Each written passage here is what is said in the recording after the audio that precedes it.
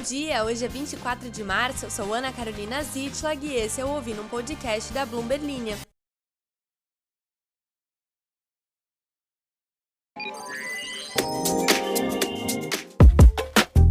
Bom dia! Tenho que avisá-los de que sexta-feira sempre vai ser o pior dia pro bom humor, piadas e alto astral, porque é o dia da semana que eu tô mais cansada. Mas, pra compensar isso, eu cumpri a minha promessa e trouxe uma entrevista com uma especialista do setor bancário brasileiro, que já vou antecipando, diz que a gente não vai precisar colocar o nosso dinheiro embaixo do colchão e que, por sinal, tamo longe disso. E sabe o principal motivo? Porque a gente tá tão acostumado com caos e crise que os bancos estão mais blindados contra o tipo de problema que aconteceu lá no sistema americano. É muito bom ser brasileiro. Mas antes de chegar nessa conversa, eu tenho que contar que o podcast de hoje vai ser uma grande salada de assuntos, porque rolou uma sequência de notícias, uma melhor que a outra, que eu fiquei pensando muito que eu preciso contar pro pessoal. Pessoal sendo vocês ouvintes, já que eu considero todo mundo meu pessoal, porque eu acho que vocês são tudo dodói que nem eu pra ficar dando risada dessas besteiras. Como, por exemplo, hoje tivemos o Soulja Boy, Akon e Lindsay Lohan acusados pela Comissão de Valores Mobiliários dos Estados Unidos, a SEC, de promoverem tokens ilegais. E a junção desses três nomes na mesma frase me teletransportou para um sábado de 2010, quando eu tentava me equilibrar em saltos altos e estava embalada a vácuo para ir na minha primeira festinha à noite. Sempre que eu tô feliz, eu penso que eu não sou mais adolescente e aí eu fico feliz. Mais celebridades foram acusadas de promover os tokens Tronix e o BitTorrent, sem divulgar que ganharam compensações por isso, incluindo os cantores Ne-Yo e Austin Mahone. E eu tô impactada de que realmente foi uma lista de nomes que fazia parte da playlist do meu primeiro MP3. Eles tiveram que pagar $400 mil, ou mais de 2 trilhões de reais, pra SEC. E eu fico também feliz de não ter sido uma das fontes do dinheiro dessa galera, já que nessa época eu só baixava música ilegalmente. Eu mandei um abraço pro jornalismo no começo desse podcast, já que a notícia menos importante da sua vida veio em primeiro lugar. E eu vou mandar outro abraço continuando com mais uma notícia que não te impacta tanto e deixando a entrevista mais importante para uma posição aleatória do podcast, te obrigando a ficar aqui até o final. A trajetória do CEO do Silicon Valley Bank prova que o melhor mesmo é a gente confiar no nosso gato ou cachorro, porque quando você quebra, todos os seus amigos podem cair fora. Ou talvez você apenas precise de amigos de verdade. Eu vou ler essa historinha publicada pela Bloomberg News. No dia 9 de março, quando as ações do SVB Financial Group começaram a despencar, o CEO Greg Becker pegou o telefone. Becker começou a ligar para amigos, esperando que parte da boa vontade que ele havia passado décadas acumulando como chefe do banco escolhido pela comunidade de startups pudesse ser retribuída. Entre os investidores de capital de risco com quem ele falou, estavam Alex Rampell, General Partner da Andreessen Horowitz, uma das maiores gestoras de Venture Capital do Vale do Silício. Parênteses para vários termos do mercado de startups. Queremos conhecê-los todos hoje? Não, porque eu tô com preguiça. Continuando. Becker queria que a Andreessen Horowitz ajudasse a sustentar o SVB, o banco comercial da empresa, enquanto os depositantes estavam sacando seu dinheiro. Isso segundo pessoas com conhecimento do assunto que falaram em anonimato com a Bloomberg. Durante as 24 horas seguintes, mais ou menos, a Andreessen Horowitz e muitas outras empresas de capital de risco e startups perceberam a posição precária do banco, com alguns founders sendo aconselhados a sacar o seu dinheiro. Na tarde seguinte, o SVB já estava nas mãos do FDIC, que é a entidade semelhante ao Fundo Garantidor de Crédito do Brasil, que salvou o banco lá nos Estados Unidos. O colapso do SVB acabou com a carreira de 30 anos de Greg Becker no banco.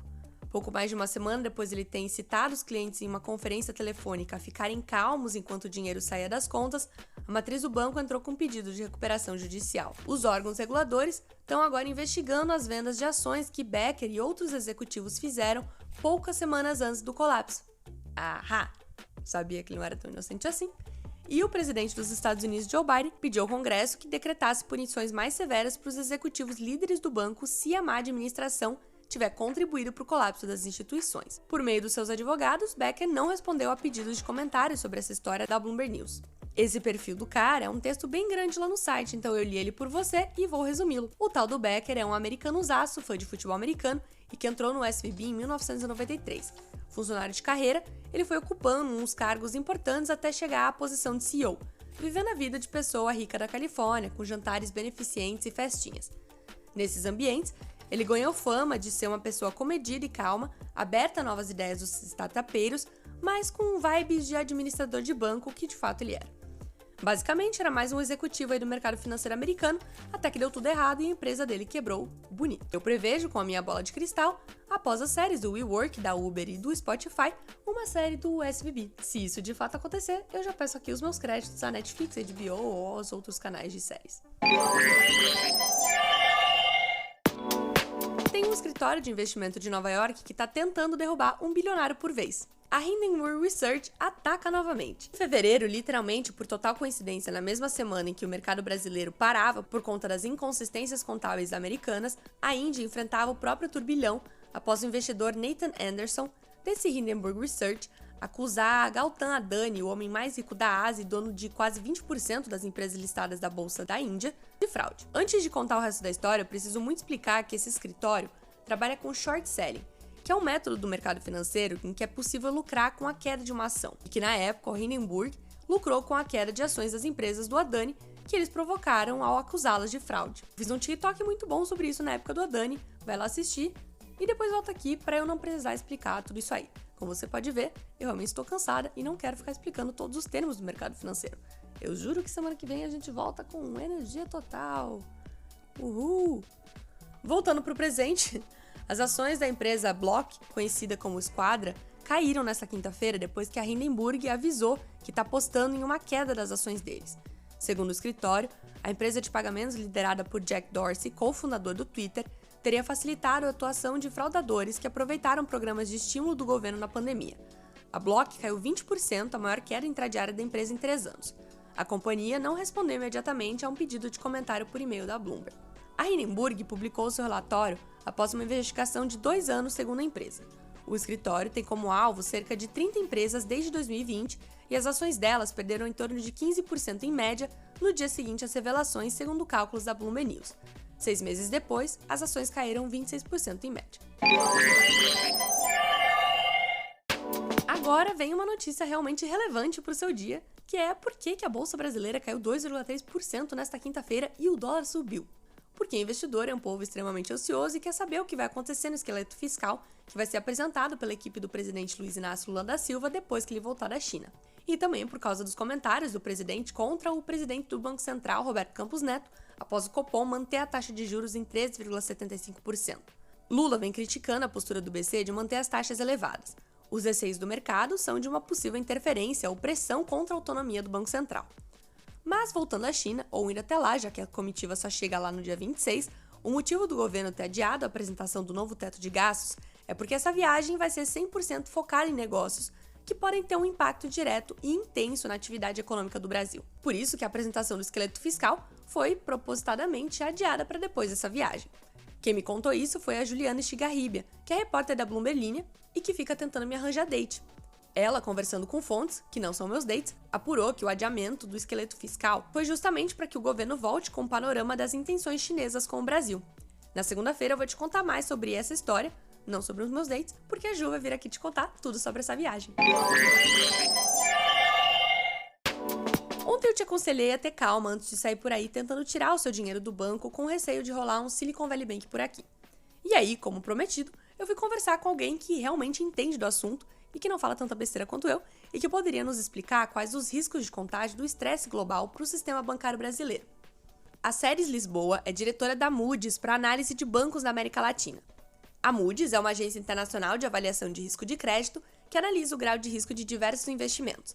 É uma das mais famosas e influentes agências de classificação, tanto que por vezes em jornais grandões por aí que falam sobre economia, inclusive a Bloomberg Linha, a gente nem chega a explicar o que é a Moody's, já que todo mundo conhece. E a Ceres trabalha há mais tempo do que eu tô viva com análise de crédito. Eu quase falei pra ela na hora que eu quero ser ela quando crescer, mas eu fiquei com vergonha e eu tô falando agora porque eu sei que ela vai ouvir esse podcast. Segundo ela, não há risco de contágio nesse momento, porque, primeiramente, o regime dos bancos daqui é diferente do de lá, com o nosso setor muito mais concentrado na mão de poucos players, em vez de vários bancos regionais, como é o caso americano. Com isso, a chance de um problema de liquidez no Brasil acaba sendo bem menor. Também tem o fato de que o nosso sistema é independente do sistema americano e os nossos bancos praticamente não têm sede lá. E terceiro, que foi a parte que eu fiquei mais fascinada na nossa conversa, é que a gente já tomou tanto no lombo com crises e caos aqui no Brasil, que o nosso sistema está bem mais esperto e protegido contra o tipo de problema que aconteceu nos bancos de lá, a começar pelo nosso costume com juros e inflação altos. Então, fica calmo aí e escuta só um trecho da nossa conversa. A gente tem falado muito sobre a questão do sistema bancário no exterior e falamos sobre todo esse caos, esse estresse, e aí eu fiquei me perguntando se eu deveria entrar no meu aplicativo de banco digital, tirar todo o meu dinheiro e colocar embaixo do colchão, com medo de que alguma coisa fosse afetar o Brasil. Isso é um medo real? Eu realmente deveria fazer isso ou a gente não está nesse ponto ainda? Ana, valeu, obrigada pela conversa, da gente trazer a música aqui para tentar esclarecer alguns desses pontos. Eu acho que é super válido, muito válido a gente começar a trazer algumas comparações aqui entre os dois sistemas, né? Nos Estados Unidos, o que aconteceu é que eles tinham um sistema muito fragmentado. Aqui no Brasil, a gente tem um sistema muito concentrado. Então, provavelmente, o banco que você tem conta aí é um banco bem conceituado, o Banco Central, que também lá eles são regulados pelo Banco Central, mas com bastante amarra em relação à crise, em relação a tudo que aconteceu no passado da América Latina e também do Brasil, em termos de crise, volatilidade de taxa de juros e tal. Então, a gente tem uma dinâmica muito diferente nos balanços dos bancos brasileiros em relação aos balanços dos bancos americanos, além do fato de lá a gente tem um sistema muito mais fragmentado. Isso significa bancos pequenininhos que representam muito do sistema. Aqui, poucos bancos grandes têm a maior parte do sistema e os pequenininhos ficam com uma parcela muito pequena do sistema e para nichos muito específicos. Então, provavelmente, uma conta corrente vai estar dentro de um banco grande, sólido, com muito capital, muita liquidez, e aí se diferencia um pouco do que a gente viu nesse mercado de bancos americanos. Essa estrutura, então, de concentração em poucos players aqui no Brasil, que em determinados momentos isso pode atrapalhar outros fatores, né, da nossa economia e tudo mais, mas que para esse ponto específico isso é um ponto positivo para a gente. Pois é, tem seus prós e os contras, né? Quando você tem um momento de crise, isso acaba sendo um ponto de proteção para o sistema, né? Você tem bancos muito sólidos, extremamente regulados, uma regulação rígida sobre esses bancos, traz para a gente uma estabilidade financeira para o sistema um pouco maior. Segunda coisa que aconteceu lá é que nós estamos num ciclo de aumento de juros mundialmente, mas o Brasil foi um dos países que primeiro começou esse ciclo de aperto monetário. Então, a gente começou a falar de juros vindo em 2021, em agosto de 2021. Então, os bancos, à medida que isso foi acontecendo nos últimos 2 anos, já vem ajustando os seus balanços. Uhum. E o terceiro ponto é o depósito. Então, você mencionou, eu tenho que tirar meu dinheiro. Não, a funding dos bancos no Brasil hoje, a captação do banco no Brasil hoje, é prioritariamente depósitos de pessoa física e de público, empresas e mercado institucional. Esses depósitos, eles não são concentrados. O que o Signature Bank teve, o que o Silicon Valley teve, é que eles tinham uma base de depósito grande, mas muito concentrado em clientes específicos, ou eram clientes com muito dinheiro, que tinham muito dinheiro lá e acabava ficando uma base de captação muito concentrada, ou era um segmento específico de tecnologia que usou o Silicon Valley como banco deles e acabou se concentrando todo o dinheiro deles lá. Na hora que eles puxam esse dinheiro do banco, o banco acaba tendo que ter muita liquidez para pagar todo mundo, né? Então, aqui no Brasil, não. Nós temos um sistema financeiro com uma base de depositantes muito pequenininha, muito pulverizada. E claro que se tiver um deposit run, deposit run é deposit run, né? Todo mundo correr para tirar depósito do banco é uma coisa meio irracional. Mas o risco disso acontecer num banco com muita granularidade nos depósitos é muito pequena. Os depósitos no Brasil também tem um fundo garantidor de crédito, que o nosso chama FGC, que é um instrumento privado, controlado pelo Bradesco, pelos grandes bancos no mercado, mas eles têm uma liquidez enorme. Eles pagariam ali, eles conseguiriam cobrir dos depósitos hoje mais ou menos uns 42%, 45%. Eu acho que todos acabam tendo uma visão diferente, né, de tudo isso, de uma crise como a atual, né, de um aumento de juros, de um ciclo de aperto monetário. Então, é claro que esses balanços, eles estão mais, de uma forma ou outra, protegidos do que está os Estados Unidos, que não está acostumado com crise, e do que está a Europa, que também não é uma região acostumada com crise. Então, esses dois mundos maduros, essas duas regiões mais maduras, acho que a gente tem diferente regulação, diferente dinâmica de balanço, e sempre teve uma visão de risco também diferente. Aqui, o risco é sempre mais alto. Então, nós estamos mais acostumados com isso e, sim, a gente tem um conservadorismo maior na gestão de risco nos sistemas da América Latina. Em resumo, o fato de nós estarmos constantemente em caos é benéfico para nossa região. Positivo. Tá vendo? A gente conclui isso, que é como a gente está acostumado com crise, as coisas acabam passando mais fáceis aqui no nosso sistema. E os bancos são mais sólidos por conta disso, né? E quando eles são mais sólidos, quando chega uma crise, eles conseguem amparar, absorver esses hits, essas perdas melhor. Perfeito, super obrigada por essa aula aí, eu poderia ficar horas e horas aqui conversando. Valeu, Ana, adorei te conhecer, muito obrigada pelo convite de falar aqui no teu podcast, achei bem legal. Por hoje é só, pessoal, desejo a todos um bom final de semana. Não esqueça de se inscrever aqui no podcast para ficar por dentro de todas as notícias, e fazia um tempo que eu não falava essa frase. Um beijo, até a próxima.